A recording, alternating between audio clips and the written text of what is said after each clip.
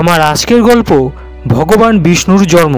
কিভাবে হয়েছিল ভগবান বিষ্ণুর জন্ম সে রহস্যই আজ আমি আপনাদের সামনে তুলে ধরার চেষ্টা করব। আর কেন যে কোনো পুজোর আগে 3 বার নমঃশ্রী বিষ্ণু বলা হয় সে কথাও আপনাদের জানাবো। ভিডিওটি ভালো লাগলে লাইক, কমেন্ট ও শেয়ার করতে ভুলবেন না। আর চ্যানেলে নতুন হয়ে থাকলে চ্যানেলটিকে সাবস্ক্রাইব করে আমার পাশে থাকবেন, কারণ এ ধরনের কন্টেন্ট তৈরির ক্ষেত্রে আপনাদের সহযোগিতা একান্তই কাম্য। তাহলে চলুন শুরু করা যাক। ভগবান শ্রী বিষ্ণুর জন্ম কিভাবে হয়েছিল এ প্রসঙ্গে লোকমুখে প্রচলিত একটি পৌরাণিক গল্প আপনাদের বলছি। একবার ভগবান শ্রীকৃষ্ণের পরমধাম গোলকে শ্রী রাধিকা খুব মন খারাপ করে বসে রয়েছেন। এমন সময় শ্রীকৃষ্ণ এসে শ্রী রাধিকাকে জিজ্ঞাসা করলেন, তোমার কি হয়েছে? তোমাকে এত বিষণ্ণ লাগছে কেন? শ্রী রাধিকা বললেন, সবার সন্তান আছে, অথচ আমার সন্তান নেই। আমিও মা হব, আমাকে সন্তান দাও। শ্রীকৃষ্ণ বললেন, তুমি তো মা হতে পারবে না। শ্রী রাধিকা বললেন, কেন প্রভু, কেন আমি মা হতে পারবো না? শ্রীকৃষ্ণ বললেন, কারণ তুমি তো মায়ার ঊর্ধ্বে অবস্থান করো, তুমি কিভাবে মা হবে? শ্রী রাধিকাও ছাড়বার পাত্রীটি নন। তিনি বললেন, প্রভু ওসব আমি জানি না, আমি মা হব, আমাকে সন্তান দাও। এই রকম পরিস্থিতিতে শ্রীকৃষ্ণ আর কোনো উপায় না দেখে শ্রী রাধিকাকে একটি ডিম দিয়ে বললেন, এই ডিমটিকে খুব যত্ন সহকারে পালন করো, এই ডিম ফুটেই তোমার সন্তান বেরোবে। শ্রী রাধিকাও ডিমটি খুব যত্ন সহকারে পালন করতে লাগলেন। দিন গেল, মাস গেল, বছর গেল, এইভাবে কয়েক সহস্র বছর অতিবাহিত হলো, কিন্তু ডিম আর ফোটে না। একদিন শ্রী রাধিকার ধৈর্যের বাঁধ ভেঙে গেল। তিনি রাগ করে ডিমটিকে মহাশূন্যে নিক্ষেপ করলেন।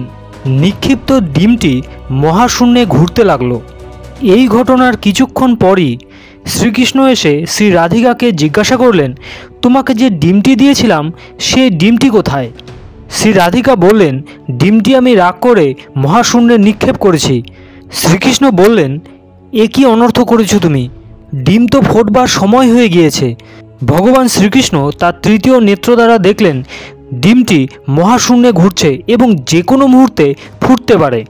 তখন তিনি মায়া বলে মহাশূন্যে এক বিরাট সাগরের সৃষ্টি করলেন। ডিমটি ঘুরতে ঘুরতে সেই সাগরে গিয়ে পতিত হলো। এবারে ডিমটি ফুটতে শুরু করলো। এই প্রক্রিয়া কয়েক কোটি বছর ধরে চলল। অবশেষে ডিমটি ফুটে সর্বাপেক্ষা সুন্দর, মনোমুগ্ধকর, চতুর্ভুজ, যোগ নিদ্রায় শায়িত এক বিরাট পুরুষ বেরোলেন। এইভাবেই জন্ম হলো ভগবান বিষ্ণুর, যার আরেক নাম নারায়ণ, অর্থাৎ যিনি জলের ওপর শায়িত থাকেন। আবার তিনি ভগবান বিষ্ণুরূপে জাগতিক বিশ্বের বাইরে সর্বোচ্চ স্থান বৈকুণ্ঠে নিবাস করেন। এই গল্পটিকে ডিকোড করলে আমরা বিশ্ব ব্রহ্মাণ্ড সৃষ্টি সম্পর্কে অনেক রহস্য ভেদ করতে পারি। এখানে শ্রীকৃষ্ণ হলেন ডার্কনেস, অর্থাৎ সৃষ্টির পূর্বের অন্ধকার। তিনি হলেন অপরিবর্তনশীল পুরুষ, বিজ্ঞানের ভাষায় যাকে বলা হয় এনার্জি, পুরাণের ভাষায় যাকে বলা হয় সৎ, যা কোনোদিনও পরিবর্তন হয় না। শ্রীকৃষ্ণ অর্থাৎ সৎ বা এনার্জি কাল অর্থাৎ টাইমের প্রতিনিধিত্ব করে। আর এই গল্পে শ্রী রাধিকা হলেন অসৎ, অর্থাৎ যা পরিবর্তিত হয়, যাকে প্রকৃতি বা প্রধানও বলা হয়ে থাকে। বিজ্ঞানের ভাষায় যাকে বলা হয় ম্যাটার। যখন কিছুই ছিল না, চারিদিকে অন্ধকার ও শূন্য বিরাজ করছিল, তখন কৃষ্ণ ও রাধা অর্থাৎ এনার্জি এবং ম্যাটার ক্রিয়াশীল হলে একটি ডিম্বাকৃতি বীজ উৎপন্ন হলো। কালক্রমে এই ডিম্বাকৃতির বীজটি বড় হতে থাকলো এবং অবশেষে সোনার মতো উজ্জ্বল আলোক বিকিরণকারী এক ডিমে পরিণত হলো। এই সোনার মতো উজ্জ্বল ডিমটিকেই বেদে হিরণ্যগর্ভ বলা হয়েছে। বিজ্ঞানীরা যাকে বলেন কসমিক এগ।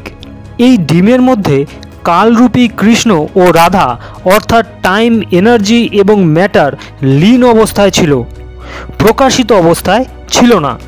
একসময় প্রচণ্ড বিস্ফোরণে এই ডিমটি ফেটে যায়। এর ফলে টাইম, এনার্জি এবং ম্যাটার প্রকাশিত অবস্থায় আসে।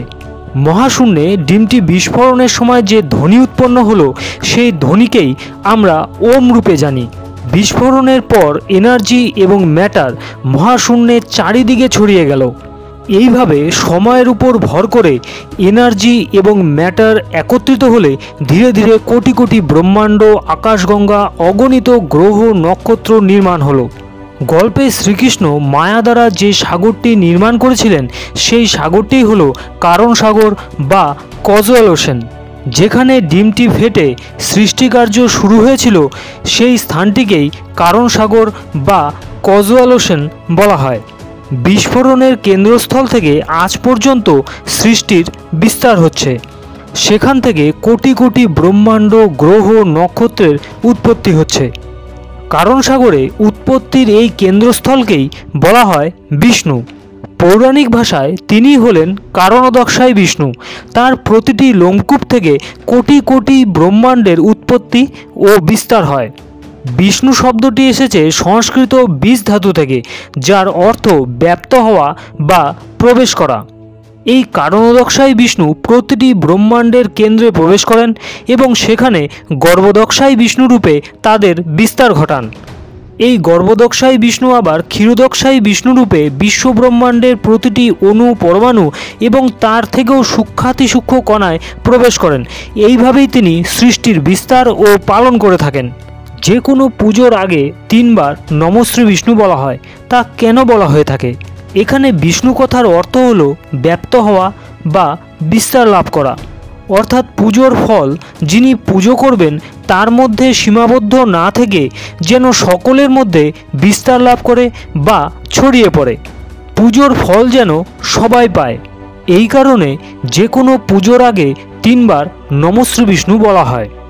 আজ এ পর্যন্তই। আবার দেখা হবে পরের ভিডিওতে।